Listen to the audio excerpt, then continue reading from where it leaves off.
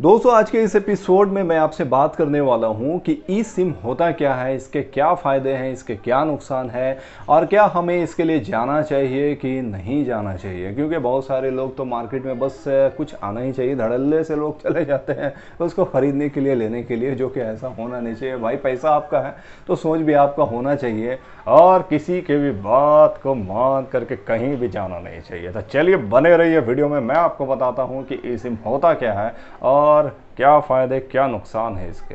सबसे पहले दोस्तों मैं आपको बता दूं कि इस चैनल के ऊपर कुछ कॉमेडी के साथ टेक्नोलॉजी से भरी न्यूज़ आने वाली है जो आप तक मैं पहुंचाने वाला हूं।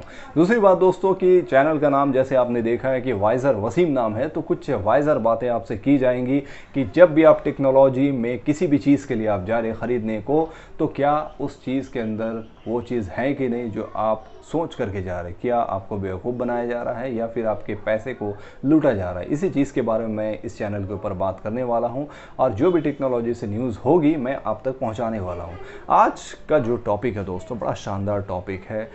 इलेक्ट्रॉनिक सिम के बारे में आपसे बात करने वाला हूँ। बहुत सारे लोग जानते नहीं कि इलेक्ट्रॉनिक सिम होता क्या है। फिजिकल सिम तो आपने देखा है कि मोबाइल पे एक चिप के माध्यम से लगा हुआ होता है, इतना छोटा सा सिम होता है। पहले वो बड़े साइज़ का होता था, फिर आहिस्ता आहिस्ता करके वो छोटे साइज़ का हो चुका है जो आपके मोबाइल में लगता है। ट्रे को आप पुश करके उस सिम को निकाल सकते हो, उस सिम को लगा सकते हैं, लेकिन ई सिम के साथ ऐसा नहीं होता है। तो चलिए जानते हैं ई सिम होता क्या है। सबसे पहले मैं आपको बता दूँ कि ई सिम जो होता है दोस्तों वो बाय डिफ़ॉल्ट मोबाइल के अंदर लगा हुआ होता है। उसको आप ना ही निकाल सकते हैं ना ही आप किसी को दे सकते हैं और उसके बाद आप उस सिम का इस्तेमाल करना शुरू कर देते हैं।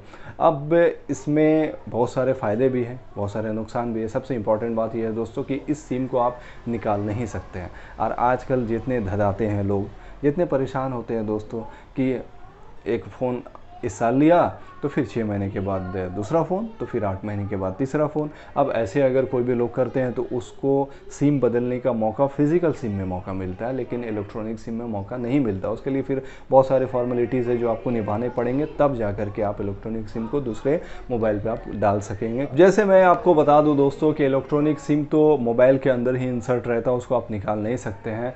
और इसके फ़ायदे के बारे में अगर मैं आपसे बात करूँ तो इसके फ़ायदे बहुत सारे हैं दोस्तों। सबसे इम्पॉर्टेंट बात कि जैसे आप फिज़िकल सिम को निकालते हैं तो कभी ट्रे टूटने का डर होता है, कभी सिम खोने का डर होता है, कभी सिम अगर आपने पॉकेट में रखा तो वो ख़राब होने का डर होता है। पानी में कभी कभी चला जाता है सिम, तो उससे भी दिक्कत होता है कि सिम आपका ख़राब हो जाएगा। और एक बार जानते ही अगर सिम ख़राब हो गया तो फिर उसको पोर्ट करवा करके दूसरा सिम लेना, या फिर और जानते हैं दोस्तों कि अगर एक बार सिम ख़राब हो गया तो फिर दूसरा सिम लेने में बहुत ज़्यादा झमेला दिक्कत होता है। अब ये दो वो दो, फलाना दो ठिकाना दो, तब जा करके सिम मिलता है।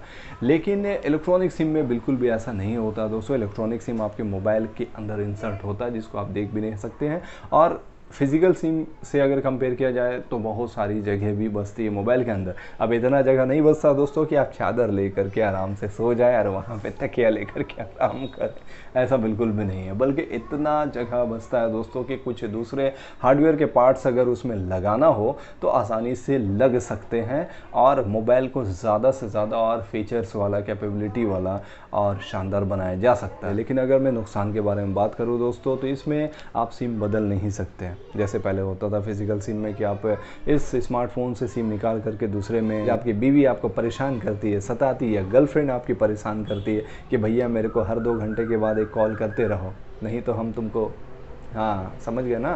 तो वो चीज़ अगर है, तो अगर सपोज़ कि आपका फ़ोन डाउन हो रहा है इलेक्ट्रॉनिक सिम वाला, तो अगर वो स्विच ऑफ हो गया तो फिर आप फ़ोन नहीं कर सकते हैं।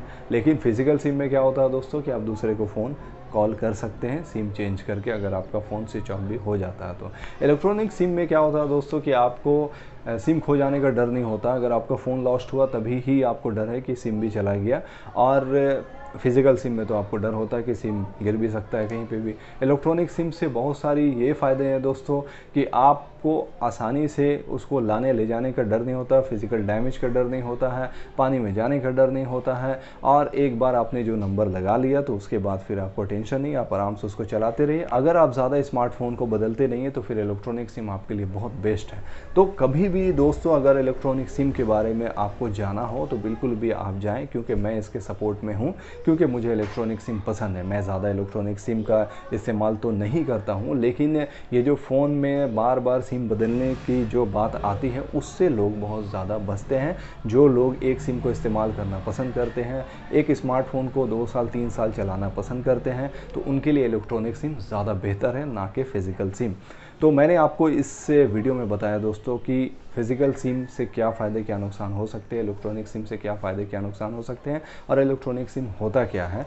अब अगर इसी तरीके से आप रहेंगे मेरे साथ बने हुए और मेरे चैनल पे सब्सक्राइबर्स, कमेंट्स अगर आप लोग करते रहेंगे और मेरे साथ जुड़ते रहेंगे, तो मैं आगे भी बहुत सारी वीडियो लेकर के आऊँगा जिसमें मैं आपको बताऊँगा कि किस तरीके से आपको किस चीज़ को बाय करना है और टेक्नोलॉजी की दुनिया में आज के डेट में क्या सही है क्या गलत हो रहा है, उसको वाइज़र होकर के किस तरीके से हम लोग ख़रीद पाएंगे, अपनी ज़िंदगी में इस्तेमाल कर पाएंगे दोस्तों। और always B visor. Thank you very much. Have a nice day friends.